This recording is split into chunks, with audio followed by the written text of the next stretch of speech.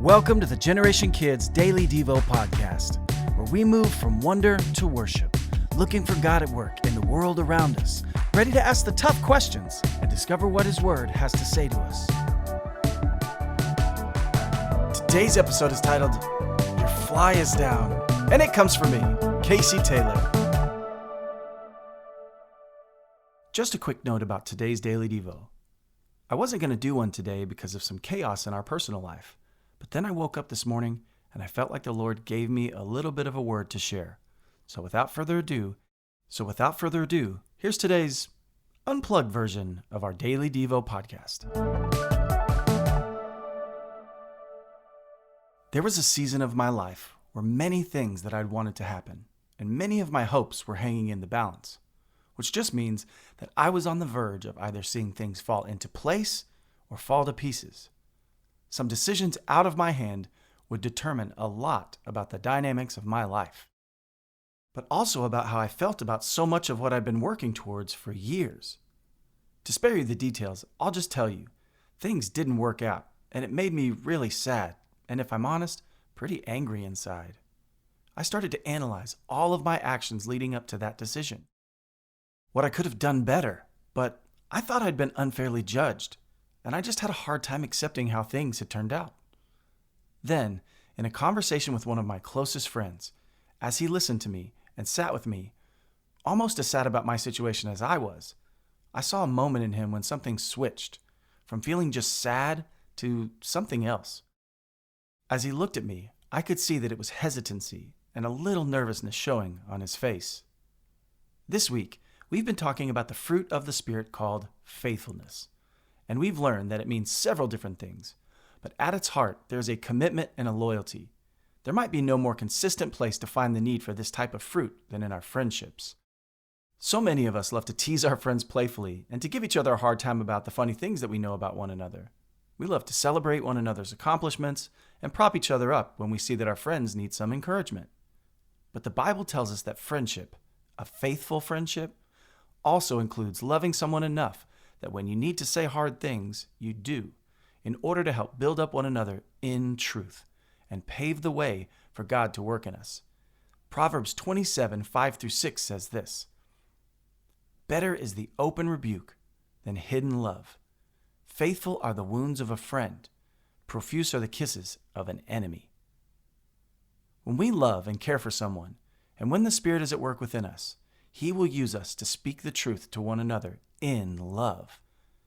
You see, a faithful love is not just not rocking the boat with our friends in order to keep them from getting frustrated with us. It's knowing that the better thing, the thing that our friends need in certain moments, is honesty and love to help guide one another back towards a God-centered focus. When our situations like mine and my story aren't going our way, and though we might want to jump in and take up offense for each other, sometimes being a faithful friend is reminding each other of who God is and risking a little discomfort. In fact, this passage tells us that when we don't, we look more like an enemy. I have made it a point in my life that if I have ever seen something embarrassing with my friends at the center and they don't know about it, like having their fly down or having a bat in the cave, aka a visible booger hanging out of their nose for all to see, that I will be a good friend and tell them. Because if I see something and they don't, it's not kind to not say something.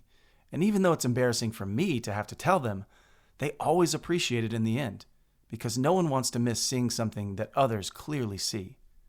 So back to my story. My friend looked at me with hesitancy, but with a faithful certainty that he needed to tell me something.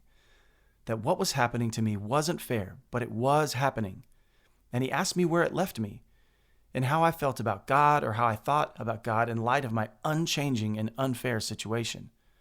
Could I go on and still believe that God was in control and good if my situation didn't change or get better in this specific area of my life? It was like a gut punch. I hadn't let myself even consider that it might not ever be changeable, and that God might have wanted it to turn out this way for reasons I couldn't see. Looking back, that conversation changed the course of my life in that season and helped build faith within me. And it wasn't easy for my friend to ask me that. But a faithful friend, like the one the Bible tells us about, rather than prop us up when we were wrong or tell us that we're always right, A faithful friend will risk a wound to see us healed and stronger and more dependent upon God in the future. Now it's time for Today's Big Question!